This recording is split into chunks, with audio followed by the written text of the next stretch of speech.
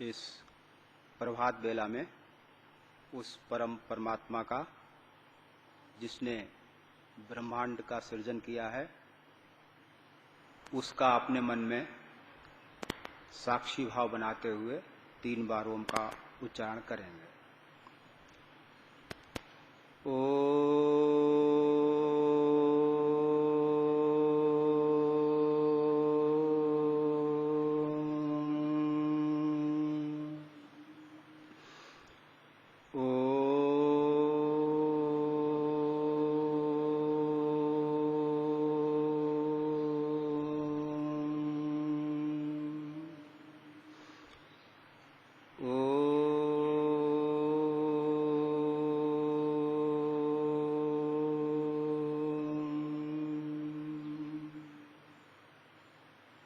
श्रद्धेय आचार्य जी तथा अन्य सभी आचार्यगण,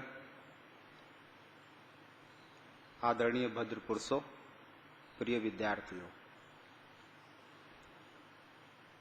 मनुष्य अगर मनुष्य बनता है तो उसके पास एक ही संपदा है, एक ही संपत्ति है जिसे हम बहुमूल्य संपत्ति कह सकते हैं, जिसके सामने सारी संपत्तियों का प्रभाव फीका पड़ जाता है। और वो संपत्ति किसी पशु को, पक्षी को, किसी अन्य योनि को प्राप्त नहीं है। वो संपत्ति कौन सी है जिसका प्रयोग करके हम एक आदर्श को समाज में स्थापित करते हैं, धर्म के मार्ग पर हमारा चलना बहुत सुख देने वाला हो जाता है। और वो कौन सी चीज है कि जब हम उसका दुरुपयोग करते हैं, जब हम उसका गलत दिशा में प्रयोग करते हैं, गलत दिशा में उसको जब चलाया जाता है, तो मनुष्य के पतन की भी कोई सीमा नहीं रहती। तो उत्थान और पतन ये ठीक है कि जीवन में अवश्यंभावी है, उत्थान और पतन सबका होता है, लेकिन पतन के साथ साथ उत्थान करने वाला और उत्थान के साथ साथ पतन करने वाला जो भी मनुष्य के पास एक विशेष पदार्थ है, वो है बुद्धि। इस बुद्धि के बिना मनुष्य पशु जैसा रहता है। इसलिए जो बुद्धि का और विवेक का प्रयोग किसी काम को करने में नहीं करता है, वो काम तो फिर भी करता है, लेकिन वो पशुओं जैसे काम करता है। और पशु समान व्यक्ति को विद्वत समाज में कोई आदर नहीं दिया जाता है। पशुओं को पशु समाज में तो आदर मिल जाएगा, लेकिन जो पशुओं की तरह अपनी बुद्धि को पशु प्रवृत्ति में चलाते हैं, उनको आदर्श समाज में कोई स्थान नहीं है। तो एक आचार्य कामंदक हुए हैं, उनकी एक पुस्तक है कामंदक नीति। बहुत सारी नीतियां हमारे विद्वानों ने इस देश में रची हैं। विदुर नीति है, शुक्र नीति है, चाणक्य नीति है, बहुत सी नीतियां हैं जो हमें शायद याद भी नहीं है, लेकिन वो हैं। तो उन्हीं में से एक कामंदक नीति का वर्णन इस देश में मिलता है, और वो आचार्य कामंदक ने लिखा है, इसलिए उसका नाम आचार्य कामंदक नीति पड़ गया है। वो कहते हैं कि बुद्धि में 7 गुण हैं। जिस व्यक्ति के अंदर ये 7 गुण हमेशा बने रहते हैं, हमेशा इन 7 गुणों की वो स्मृति बनाए रखता है, कहते हैं वो व्यक्ति बुद्धिमान है, वो व्यक्ति बुद्धि वाला है, वो व्यक्ति धीमान है। और जो इन 7 गुणों की स्मृति को अपने अंदर कोई स्थान नहीं देता है, बिना विचार किए हुए कोई भी आलम्बन सामने आने पर वो विवेक का प्रयोग ना करके उस आलम्बन के सामने आते ही वो बिना विचार, बिना विवेक के उस आलम्बन के अनुसार काम करने लगता है, वो व्यक्ति बुद्धिमान विद्वानों ने नहीं माना है। उस विद्वान को विद्वान भी नहीं कहा जा सकता है। वो तो एक ऐसा है कि जैसे नदी कोई बह रही हो और एक तिनका हो, तो तिनका कोई विरोध नहीं करता है। या किसी ऐसे व्यक्ति की कल्पना करें कि जो नदी में है लेकिन नदी से निकलने का कोई प्रयास नहीं करता है, और वो नदी उसे जिस ओर ले जाती है उसी ओर वो बाहर चला जाता है, उसकी अवस्था बहुत दयनीय होती है। ऐसे ही वे लोग जो बुद्धि के इन 7 गुणों का अपने जीवन में उपयोग नहीं करते या नहीं कर पाते हैं, वे व्यक्ति भी बहुत दयनीय हैं, उनके ऊपर दया करनी चाहिए। इसलिए बहुत से विद्वानों ने ये कहा है कि एक समझदार व्यक्ति एक वैद्य के समान होता है। एक तो शारीरिक रोगों का वैद्य होता है, शरीर में बहुत सारे रोग हो जाते हैं, उनकी चिकित्सा फिर वो शरीर का जो जानकार है, जो एक वैद्य है, चिकित्सक है, वो रोग की जांच करके और फिर उसका निर्णय लेता है कि मुझे इस रोग की चिकित्सा किस विधि से इस रोगी की करनी है। तो जैसे शरीर के रोगों की चिकित्सा शरीर का रोगी करता है, शरीर का रोगी करवाता है, वैसे ही एक मानस रोग भी होते हैं। जो मानसिक रोग होते हैं उनकी चिकित्सा शारीरिक औषधियों से नहीं हो सकती, उनकी चिकित्सा शरीर को लाभ पहुंचाने वाली औषधियों से नहीं हो सकती। तो मानसिक रोगों की चिकित्सा के लिए वहां पर समाधि का भी एक वहां पर उल्लेख हुआ है, बुद्धि का भी हुआ है। तो एक समझदार व्यक्ति जो है वो इस संसार में रहता है तो वो अपने को एक वैद्य के रूप में प्रस्तुत करता है समाज के सामने कि मैं एक वैद्य हूं। कौन सा वैद्य? शारीरिक रोग को दूर करने वाले तो सैकड़ों वैद्य हैं, अस्पतालों की भरमार है। और आजकल जैसा ये कोरोना का जो संकट चल रहा है उसमें तो अस्पताल के अस्पताल भरे पड़े हैं, स्टेडियम को अस्पताल बना दिया है। इतने डॉक्टर नहीं, इतनी दवाइयां का तो पता ही नहीं है, डॉक्टरों को भी दवाई का पता नहीं कोरोना की दवाई होती क्या है। लेकिन तीर चल रहे हैं, अंधेरे में तीर चला रहे हैं, लग गया तो ठीक है, नहीं तो गया। और कह देंगे कि कोरोना से मर गया, और बच गया तो कह देंगे कि देखो हमने इस रोगी को बचा लिया। तो इस तरह का ये सब चल रहा है। तो शारीरिक रोगों को ठीक करने वाले बहुत सारे डॉक्टर पहले भी थे, अभी भी हैं, आगे भी होंगे। लेकिन मानसिक रोगों को ठीक करने वाले चिकित्सकों की संख्या उंगलियों पर शायद गिनी जाने योग्य है, उंगलियों पर। क्योंकि जो मानसिक रोगी है उसको हम चिकित्सक नहीं कह सकते, और जो मानसिक रोगों से ग्रसित है वो किसी के मानसिक रोगों की चिकित्सा करने में कैसे अपनी सफलता में वो आगे बढ़ सकता है। तो यहां पर एक बहुत बड़ी बात ये भी कही है कि बुद्धि के 7 गुण कौन कौन से हैं। तो कहते हैं शुश्रूषा श्रवणम चैव ग्रहणम धारणम तथा ऊहा पोवार्थ विज्ञाने तत्व जानम च धी गुणा।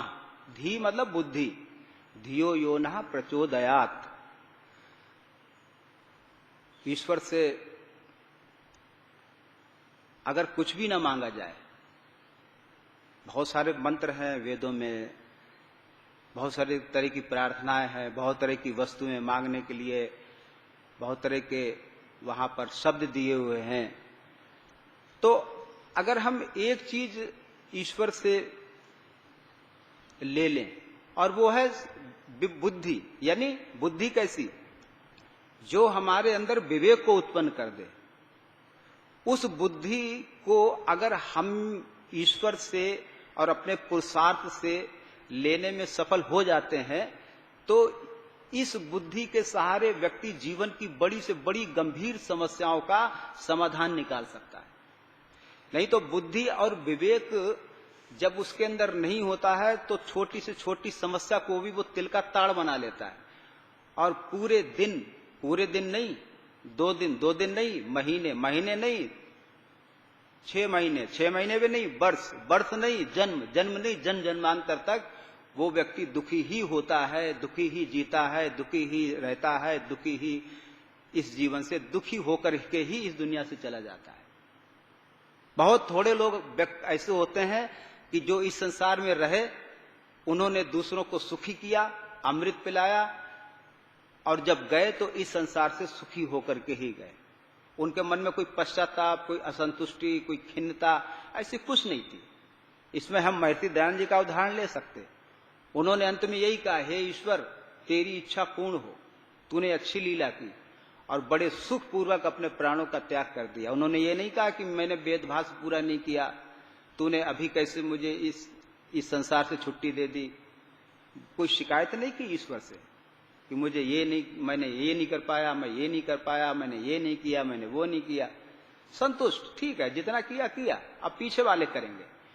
और वो सुख से मृत्यु को प्राप्त हुए।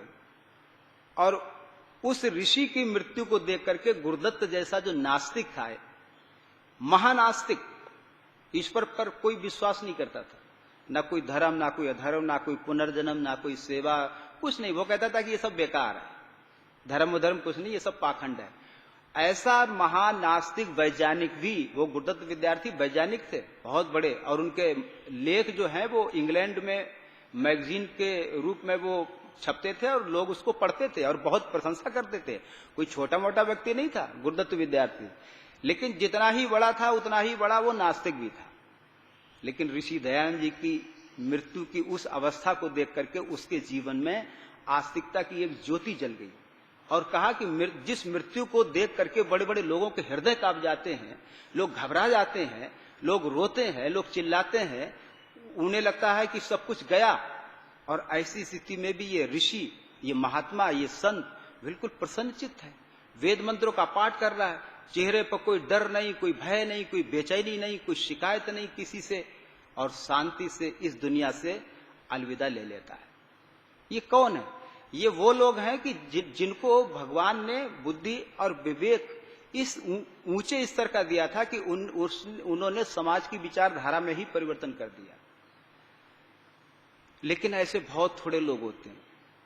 तो यहां पर कहा है कि अगर किसी को अपने जीवन में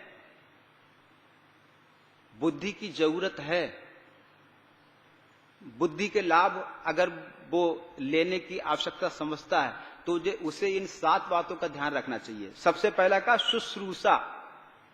अब शुश्रूषा के 2 अर्थ होते हैं। वो विवेक वैराग्य श्लोक में एक जगह आता ना, भार्या न शुश्रूषते। अब वहां पर यह अर्थ नहीं है कि भार्या भी चिकित्सा नहीं करती है, भार्या चिकित्सा नहीं करती, वहां पर ऐसा अर्थ नहीं है कि बुढ़ापे में पत्नी भी सेवा नहीं करती है। वहां अर्थ यह है भार्या न शुश्रूषते, पत्नी भी बुढ़ापे में साथ छोड़ देती है। लेकिन शुश्रूषा का एक और अर्थ भी है, वो है सुनने की इच्छा, सुनने की इच्छा का होना। अच्छा, श्रोताओं के मन में होता क्या है, एक बड़ी समस्या है। वो समस्या देखो, उस समस्या से पीड़ित मैं भी हूं कि जब एक व्यक्ति बार बार उन विषयों को सुनता है तो उसको ये लगता है कि मैं इस विषय को समझ चुका हूं। सुनने वालों को ये लगता है कि मैंने इस विषय को बहुत अच्छी तरह से समझ लिया है, अब मुझे इसके बारे में अधिक जानने की, अधिक समझने की, अधिक ध्यान देने की आवश्यकता नहीं है। फिर क्या होता है कि उस विषय पर जब व्याख्यान होते हैं, उस विषय पर जब वक्ता अपने विचार रखता है तो उसको अरुचि हो जाती है। उसको ये लगता है कि यही विषय आ रहे हैं, बार बार यही विषय आवृत हो रहे हैं, इन्हीं विषयों की रिपीट हो रही है, वही धर्म, वही अधर्म, वही मुक्ति, वही ईश्वर। तो उसको ऐसा लगता है कि बस हमने बहुत सुन लिया। फिर वो निरुक्तिक भाषा में सुनता हुआ भी नहीं सुनता, बैठा तो है लेकिन उसके कान और उसके मन कहीं और लगे हुए हैं, उसकी गति कहीं और जा रही है, वक्ता की तरफ नहीं है, क्योंकि वो जानता है कि वक्ता कुछ नया तो कह नहीं रहा है, वही कह रहा है। तो कई बार ऐसा होता है कि वक्ता कोई नई बात कहता है तो वो बात भी सुनने से चूक जाता है, उसको लगता है कि ये तो हमारा सुना हुआ है। लेकिन यहां पर कहते हैं कि अगर व्यक्ति एक अच्छा बुद्धिमान विद्यार्थी, अच्छा वक्ता या अच्छा नेता या अच्छा लेखक, कोई भी किसी भी क्षेत्र में जो व्यक्ति आगे बढ़ना चाहता है, वो किसी भी विषय को अगर सुनने की इच्छा अपने अंदर मन में बना ले तो उसको बुद्धिमान कहेंगे, वो व्यक्ति बुद्धिमान है। तो कहते हैं शुश्रूषा, सुनने की इच्छा हमारे अंदर तीव्र होनी चाहिए कि श्रोता कि वक्ता के मुख से एक एक शब्द भी निकल रहा है, एक एक शब्द जो निकल रहा है वो एक शब्द भी मेरे मन से, मेरे कान से इधर उधर नहीं होना चाहिए। अगर हो जाता है तो वो मेरी असफलता है। इसका मतलब है कि मैं असावधानी पूर्वक बैठा हुआ हूं। तो एक अच्छा श्रोता जो है वो इस शुश्रूषा गुण पे बहुत ध्यान देता है। वो कहता है कि वक्ता के मुख से एक भी शब्द अगर इधर उधर हो जाता है तो हो जाए, लेकिन मेरा कान, मेरी इंद्रियां और मेरा मन वक्ता के एक एक शब्द पर रहेगा, क्योंकि जब तक वक्ता के एक एक शब्द पर और कान इंद्रिय शब्द के साथ सीधी सीधी अगर वो नहीं जुड़ रही है तो वक्ता क्या कह रहा है वो बात भी उसको स्पष्ट नहीं हो पाएगी। इसलिए सबसे पहले शर्त रखी आचार्य ने कि शुश्रूषा, सुनने की अपने अंदर इच्छा उत्पन्न करिए। सुनने में क्या लगता है? सुनने में तो कुछ नहीं लगता है ना। लेकिन कई बार ऐसा होता है कि हम सुनते भी नहीं है, हम सुनना भी पसंद नहीं करते। इसमें एक और कारण भी होता है, सुनाने वाले से अगर प्रेम नहीं है तब भी व्यक्ति नहीं सुनता है। अश्रद्धा, द्वेष, अप्रीति, अगर सुनाने वाले के लिए श्रोताओं में प्रेम नहीं है, सद्भाव नहीं है, तब भी वो बढ़िया से बढ़िया बात भी नहीं सुनेगा। क्योंकि सुनने की इच्छा और सुनने की इच्छा का ना होना, इसमें बहुत सारे कारण होते हैं, बहुत सारे कारण इसमें गिना जा सकते हैं। आगे कहते हैं श्रवणम, सुनने की इच्छा, और फिर आगे कहते हैं कि सुनना।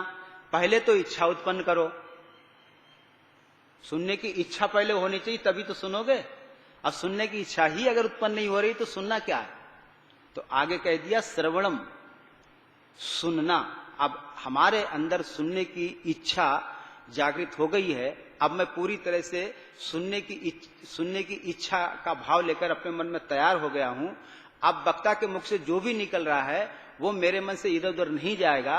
मैं पूरी तरह एकाग्रता से इस विषय को समझूंगा, सुनूंगा। तब उसने ये पहली सीढ़ी चढ़ ली और दूसरी सीढ़ी पे आ गया। श्रवणम, सुनना। इच्छा के बाद ही सुनना हो सकता है, इच्छा नहीं है तो सुनना भी नहीं हो सकता। और फिर कहते हैं ग्रहणम, ग्रहण करो। सुन तो लिया लेकिन अंदर नहीं गया है, तो ग्रहण करने की इच्छा भी होनी चाहिए। सुन तो लिया लेकिन अंदर ले जाने की इच्छा नहीं है, तो कहते हैं वो व्यक्ति भी बुद्धिमान की श्रेणी में नहीं, वो व्यक्ति भी बुद्धिमान की श्रेणी में नहीं आएगा। उसने छोड़ दिया है, उसने ये तीसरा जो ग्रहणम का जो मार्ग है वो उसने छोड़ दिया। उसने सुनने की इच्छा भी कर ली, सुन भी लिया है, लेकिन उसको अपने अंदर संजोया नहीं। उसने अपने अंदर उसको इकट्ठा करने की कोई आवश्यकता नहीं समझी। कहते हैं ना कि इस कान से सुना, इस कान से निकाल दिया। प्रवचनों में, सत्संगों में एक बात बहुत जोर शोर से कही जाती है। वो कहते हैं कि श्रोता लोग जो है यहां पर झोली फैला करके आते हैं। सत्संगों में ऐसे झोली फैला करके आते हैं। हम एक ज्ञान रूपी झोली कह सकते हैं कि ज्ञान रूपी झोली फैला करके बहुत सारे श्रोता आते हैं, और वक्ता जो है एक एक बात जो है, एक एक मोती श्रोताओं की झोली में गिराता जाता है। ये भी है, ये भी है, ये भी है, ये भी है। अब उसकी झोली भर गई। अब जैसे ही वो सत्संग भवन से बाहर निकला और झोली को ऐसे झाड़ देता कि कोई एक कण भी जो है मेरी झोली में रह नहीं जाए। रह गया तो मेरा तो जीवन ही बर्बाद हो जाएगा। क्योंकि सत्संग का मतलब यह है कि जो सत्य का रास्ता बताने की युक्ति बताता हो उसका नाम है सत्संग। अब सत्य में चलेगा तो व्यापार कैसे चलेगा उसका? सत्य में चलूंगा तो छल कपट कैसे करूंगा? सत्य पर चलूंगा तो षड्यंत्र बनाने की योजना ही सारी विफल हो जाएंगी। सत्य पर चलूंगा तो हमारी दवाइयों के जो उचित रेट हैं और जो हम अधिक लेने के जो चक्कर में है वो हमारा कैसे चलेगा? इसलिए वो सब ऐसे झोली झाड़ देता है कि एक भी कण जो है वो सत्संग भवन के बाहर नहीं जाना चाहिए। ऐसे लोग भी होते हैं बहुत सारे, सुन लेते हैं, एक मनोरंजन के लिए आते हैं। जैसे मनोरंजन होता है, सिनेमा में लोग आ गए, मनोरंजन कर गए 2-2.5 घंटे के लिए, ऐसे मनोरंजन के लिए बैठ जाते हैं। हो सकता है हमारे आप में से भी कई हो, दबाव है तो इसलिए बैठे हुए हैं। बाकी अगर आचार्य जी कहते हैं कि भाई जिसकी इच्छा हो बैठो, जिसकी इच्छा हो जाओ, तो आप देखना कितने बाहर निकल जाते हैं। तो ये एक मनोरंजन समझ के भी आते हैं। तो कहते हैं नहीं, आचार्य कहते हैं कि ग्रहणम, जो सुनाया जा रहा है उसको ग्रहण करने की आपकी इच्छा भी अंदर से उत्पन्न होनी चाहिए, क्योंकि उसके लाभ बहुत बड़े हैं। जब समझेंगे, जब ग्रहण करेंगे तो हम अगले को बता सकते हैं कि मैंने वहां पर ये सुना, जब मैंने ग्रहण ही नहीं किया, सुन तो लिया। आचार्य जी ने कहा ठीक है, आपने कहा तो मैंने शुश्रूषा भी कर ली, मैंने श्रवणम भी कर लिया। अब ग्रहण की बात मत करो आप, क्योंकि इसमें थोड़ा जोर लगता है, बुद्धि पर जोर लगता है। अब बुद्धि पर बिना जोर लगाए तो कोई विषय को हम पढ़ा ही नहीं सकते, ना समझ सकते। बुद्धि पर तो जोर लगाना पड़ेगा। कोई कहे जी नहीं, हम तो केवल व्याकरण में जोर लगाएंगे और कहीं जोर नहीं लगाएंगे। तो व्याकरण वो संस्कार जो अन्य जगह पढ़ा है ना, जोर ना लगाने का, वो व्याकरण में भी काम करेगा। आचार्य जी कोई व्याकरण पढ़ा रहा है, कोई सिद्धि पढ़ा रहा है, वो ब्रह्मचारी इधर उधर कर रहा है, तो वो सिद्धि भी उसको समझ में नहीं आएगी। फिर कहेगा जी यहाँ पे क्या होगा, वो मैंने आपको 3 बार बताया, वो समझ में नहीं आ रहा है, वहां भी उसकी बुद्धि काम नहीं करेगी। इसलिए ग्रहण शक्ति तो सब जगह काम में लानी ही चाहिए, लानी ही पड़ेगी। और अगला कहते हैं धारणम तथा, अब ग्रहण कर लिया, अब उसको धारण करो। धर्म को लोग कहते हैं ना, धर्म का मतलब क्या है, जिसको धारण किया जाए। धर्म की बातें तो सुनते हैं, लेकिन धारण करने में बहुत जोर लगता है, बड़ी कठिनाइयां आती है। सत्य बोलो, चोरी नहीं करो, जितना काम बताया उतना काम बताया है तो बहुत जोर लगेगा, इसलिए थोड़ा कम कर लो। क्या दिक्कत है, कौन देख रहा है? कोई देख थोड़ी रहा है कि मुझे जो काम दिया गया है कि मेरे पीछे पीछे कोई सुपरवाइजर तो है नहीं, कि आपके पीछे सुपरवाइजर लगा हुआ है। कम भी चलेगा, कह देंगे हाँ कर लिया। तो ये सब मौके नहीं मिलेंगे, और ये सब मौके आदमी ढूंढता है, क्योंकि आदमी की बुद्धि जो है ना, वो स्वतः ही कुमार्ग में जाने वाली होती, स्वतः ही स्वाभाविक है। सही मार्ग पर चलाने के लिए उसको जोर लगाना पड़ता है, कुमार्ग पर जाने के लिए उसको जोर नहीं लगाना पड़ता। वो तो हमें मिली हुई है, जन्म जन्मांतर से हमने कुसंस्कार इकट्ठे कर रखे हैं कि कैसे कैसे हम अपने मार्ग बनाए, छूटने के, इससे छूटने के, उससे छूटने के, उससे छूटने, कैसे कैसे मार्ग बनाते हैं, वो तो हमें मिला हुआ है। इसलिए उन्नति का रास्ता कठिन है, अवनति का रास्ता बहुत सरल है। एकदम आदमी ऊपर से नीचे गिर जाता है, और गिरता हुआ भी कहता है नहीं हम कहां गिरे, हम तो गिरे ही नहीं, हम तो वैसे के वैसे ही है। और आगे कहते हैं ऊहा को, व्याकरण के भी 18 प्रयोजन में एक ऊहा भी आया है, और शायद दूसरे नंबर पे है ये ऊहा। ऊहा करो, तो मैं पतंजलि कहते कि ऊहा कहां करनी चाहिए। ऊहा का मतलब उस, जैसे आपने देखा होगा फिल्मों में या वीडियो में, जैसे कोई व्यक्ति परेशानी में पड़ गया तो एकदम उसके दिमाग में वो आता है तो बल्ब सा जला देते हैं, बल्ब सा जला देते हैं। वहां पे आपने देखा हो, कभी ध्यान देना, बल्ब जल जाता, फिर कहता हाँ अब समझ में आ गया मुझे क्या करना। तो ये क्या है, ये बल्ब जलना क्या है, ये ज्ञान का एकदम प्रकाश हो जाता है, और यह है ऊहा। तो ऊहा में जब हम वेद मंत्रों के आधार पर अगर हम ऊहा का प्रयोग करें, कहीं मान लीजिए कोई विभक्ति है और कोई विभक्ति लगानी है, कहीं विभक्ति ही नहीं लगाई है, उसमें कौन सी विभक्ति प्रयोग करनी है, सुबह का मंत्र शाम को बोलना है या शाम का मंत्र सुबह बोलना है, तो उसमें हम क्या परिवर्तन करें, ये सब व्याकरण का क्षेत्र है। इसलिए वहां ऊहा को भी एक स्थान दिया गया है कि अगर व्यक्ति ऊहा, व्याकरण में ही नहीं किसी भी क्षेत्र में अगर व्यक्ति ऊहावान नहीं है, ऊहावान प्रतिभावान व्यक्ति सफल नहीं होगा। उसकी सामान्य जिंदगी चलेगी, सामान्य लोगों की तरह वो जिएगा, पूरी जिंदगी उसकी सामान्य में चली जाएगी। और आगे कहते हैं अर्थ विज्ञाने, फिर उसकी अर्थ को जानने में, जो सुन लिया गया है, जिसे धारण कर लिया गया है, अब उसके अर्थ पर चिंतन करिए, उसका अर्थ पर विचार करिए। तो अर्थ विज्ञाने और तत्व जानन च धी गुणा, और फिर क्या कहते हैं 7वां गुण है तत्व ज्ञानम। पढ़ाई तत्व ज्ञान के लिए की जाती है, पढ़ाई पढ़ने के लिए नहीं की जाती है। बहुत से लोग यही सोचते हैं कि पढ़ाई पढ़ने के लिए की जाती है, अष्टाध्याय याद कर रहे हैं, दर्शन पढ़ रहे हैं, इतिहास पढ़ रहे हैं, ये पढ़ रहे हैं, वो पढ़ रहे हैं। लेकिन सब जगह केवल पढ़ाई के लिए नहीं करी जाती, पढ़ाई केवल पास होने के लिए नहीं की जाती है। हमारी भारत सरकार के दिमाग में यही कीड़ा है, वो क्या सोचती है कि पढ़ाई केवल पास करने के लिए है, बच्चों को पास करो, पढ़ाई हो गई, इंजीनियर बना दिया, डॉक्टर बना दिया, बस वो पढ़ाई केवल इसलिए है। लेकिन ऋषि क्या कहता है, आचार्य कहता है कि पढ़ाई जो है वो आपको तत्व ज्ञान तक अगर नहीं ले गई तो आपकी वो पढ़ाई 2 कौड़ी की। ये जेएनयू यूनिवर्सिटी में, ये दिल्ली में जहां देशद्रोही नारे लगते रहते हैं, एक अंतिम बात कहकर के मैं अपनी बात समाप्त करता हूं, आचार्य जी को कुछ कहना भी है। तो वहां क्या है, पढ़ा जाता है कि सीता जो है रावण के गर्भ से उत्पन्न हुई थी। ऐसी ऐसी उल्टी चीजें पढ़ाई जाती है। भगत सिंह जो था वो उग्रवादी था, आतंकवादी था। ये तो मैंने 2 उदाहरण दिए। बहुत सारी ऐसी चीजें पढ़ाई जाती हैं कि अगर हम उन चीजों को पढ़कर केवल पढ़ने के लिए पढ़ेंगे तो हमारे मन में कोई उत्साह नहीं जगेगा। लेकिन जो पढ़े लिखे थे, अच्छे समझदार थे, उन लोगों ने कोर्ट में मुकदमे किए और उन पर विजय प्राप्त किए, कोर्स में से उसको हटा दिया गया। तो हमें हर जगह जो है इन बुद्धि के 7 गुणों की आवश्यकता होती है, और इन 7 गुणों को जो भी विद्यार्थी, जो भी व्यक्ति अपने जीवन में इनका उपयोग लेगा, निश्चित रूप से वो हर जगह सतर्क, जागरूक, होश में रहेगा और वो हर जगह सफल होगा, और उसको सफल होना ही चाहिए क्योंकि उसके पास ये गुण हैं। तो इतना ही कहकर मैं अपनी बात को समाप्त करता हूँ। आपने मेरी बात को बहुत ध्यान से सुना, इसके लिए आप सभी का धन्यवाद। अब आचार्य जी कुछ कहें।